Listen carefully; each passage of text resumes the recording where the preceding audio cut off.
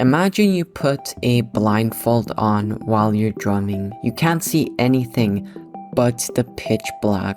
As you raise your arms to play the hi-hat, you don't even know if you're actually hitting the hi-hat properly or not. As you raise your foot to play, you don't even know where your foot is landing. As you're trying to play something, your thoughts are getting louder and louder, and they're telling you that your playing sucks and you don't know what you're doing, and you're also worried about what others will think about your drumming as well. As you start to become more and more worried and you don't know what you're doing and you're lost in need of help, an alarm clock goes off. Your practice session's done. And that's what it exactly felt like for me when I first started drums 3 years ago. Lost, directionless, and hopeless. This full guide will not give you the typical advice of, oh yeah guys, just practice slowly guys, and make sure you practice for a long enough period of time. In fact, later in this full guide, I'm actually gonna explain to you why practicing slow is actually damaging your drumming. That's right. And also, practicing for long periods of time actually decreases your progress, which I'll talk about in just a second. So the first step to making a schedule is by knowing what to do. And the way you do that is by recording yourself. As an actionable step that you can apply today, immediately, right now, record your drumming. As much as you don't want to, bro, I know your mind's probably generating like a lot of excuses right now not to record your drumming. If you do not have a recording of your drumming currently, please do so right now. You can skip forwards in the video. Those advice will not work if you do not have a recording of your drumming and you know which things to practice. So the way you do that is just by recording yourself and then looking back at your mistakes. And your mistakes are the things that you should practice on. If you're a self-taught drummer, this helps you so much. It took me 2 years to find this out. So I heard a really interesting book called Essentialism while I was watching a video on YouTube one random day, and I decided to investigate more about this book since I kind of found it interesting. And so I type it on Google and I search it up and I dig a little bit to find out what it was. At first glance, it seemed like a normal self-improvement book. But as I digged deeper into this book, I discovered this thing that not only changed my drumming forever, but I think this is the most important thing I've discovered in my life. And so this key thing that I took from this book was this one singular diagram, which is so simple, and if you understand it, you'll see why I love this diagram so much. So this is a diagram of your energy. On this side, this guy spends his energy divided into 12 things because like there are 12 arrows pointing and everything. On the other side, this guy is only putting his energy into one singular thing. And the result of that is this guy who's putting his energy into one singular thing makes 12 times more progress. And that is pretty fucking crazy. So I took this very simple concept and I applied it to my drumming. In fact, I applied it to my coaching clients' drumming as well. And so for me, what I like to do is when making my drumming schedule, I'll get the things I need to practice and I'll only focus on one thing per month. So for my coaching client, for example, he had problems with his timing, his technique a little bit, and his kick drum coordination and stuff. And so for this month, I essentially just focus on his timing. And then the next month, I'll probably make him focus more on his technique and so on. And now you might be like, that's great, first time, cool, you have your coaching client, but what about me? Okay, like how can I make myself the schedule? So as an actionable step, I've actually made a template for you, just for you, bro, because I love you so much, no homo. And now that you hopefully recorded yourself and you know what to practice, pick one thing that you'd like to focus on for this month. as you're watching this video. So if you're watching this in December right now, it doesn't matter what you pick. Just focus on, for example, your timing for December or something. But this might actually make your drumming worse if I don't tell you this. You still need to maintain the other aspects of your drumming. So for example, for my coaching client, this month, our main focus is timing. But if I purely just told him to play along to songs and use metronomes, sure, he could get a really good timing, but then he wouldn't progress on the other things that he needs to do. So we're still going to maintain the other aspects of our drumming, but we'll mainly prioritize his timing. And the easiest and fastest way that you can do that is, let's say you want to focus on your technique and you're practicing like, I don't know, 4 times a week. You could try practicing your technique 2 times a week and then split the rest of the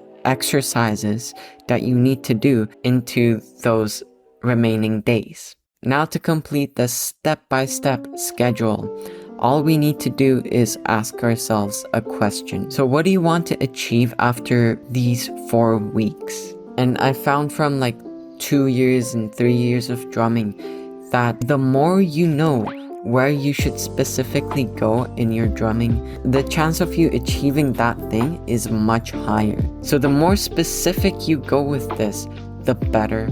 For example, don't just say, I want to have better timing after 4 weeks. Say like, I want to have a timing after these 4 weeks such that I can play along to a song for 5 minutes straight without messing up at 120 BPM. So if you actually did all of this, then well done. I mean, you've just made yourself a timetable that drum teachers charge literally thousands of dollars for, and you've just implemented 3 years of drumming advice and knowledge. I just watched a 1 hour long video, but this video wasn't an ordinary YouTube video, and I feel really excited. And it wasn't because the video itself was great, but it was the advice in there which was life-changing. And these advice not only made my practice sessions better, they also completely transformed about how I actually look at drums. So these advice come from a neuroscientist who studies at Stanford, so this guy knows what he's talking about. In the video, he talks about how you can learn any skill. So there are 2 types of skills, bro. There's open loop and there's closed loop. Open loop skills are basically like throwing a dart or learning a tennis serve, where you have to kind of like wait until you see if you actually got it correctly or not. Closed loop skills are skills like drumming or learning a swim stroke, where you can just perform the action and then just immediately after that you can actually see if it worked or not. And since drums are a closed loop skill, this allows us to learn drums so much faster than open loop skills, because you can get immediate feedback while you're playing the drums. And you'll see exactly why this is important in just a second. So first, we just need to set ourselves some time for a practice session. It is actually going to vary a lot depending on what you actually want to do and your skill level as well and all those things. But I'd say for beginners, usually 30 to 60 minutes is fine. And if you're short on time, even like 10 minutes of really concentrated drumming has actually been shown to be better than 2 hours of unconcentrated drumming, which makes sense. But a lot of us are doing like 2 hours of practice sessions, but like we just waste the 1 hour of our practice session fucking checking your phone notifications or something. So get that out of the way first.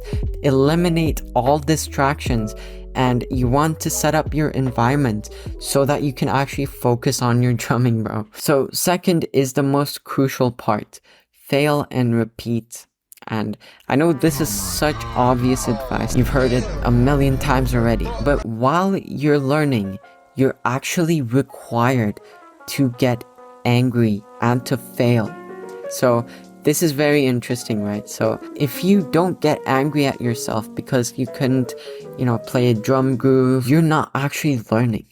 Which is very, very interesting, because I thought that getting angry at myself was a bad thing, but it's actually a good thing if you want to learn anything on drums. And this is exactly the reason why that you shouldn't practice the thing you're trying to learn slowly at first. Because in order for your brain to learn, like to engage in neuroplasticity, what they say, basically it's too accurate for your brain to actually learn it. You know those practice sessions where you just practice something for a really, really long time and you start to not really get any thoughts in your head and all you just focus is your drumming? Well, that is exactly what a flow state is, and it's been so obnoxiously oversaturated to say flow state and stuff. But this is actually a very, very major part if you want to learn something at all.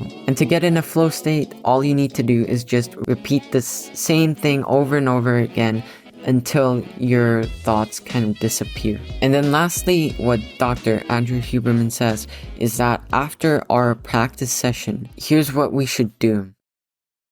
Nothing. That's right, you actually need to just allow your brain to take in the information that you've just learned. And now you might be like, wow, okay, that's a lot of information first, Tom.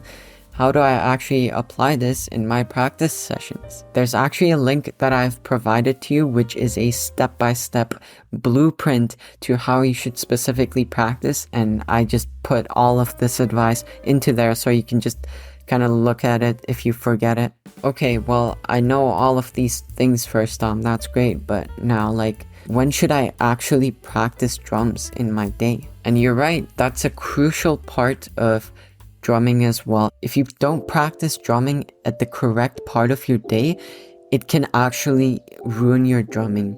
So that's why you should click this video next to see when I specifically practice drums to get the most out of my drumming.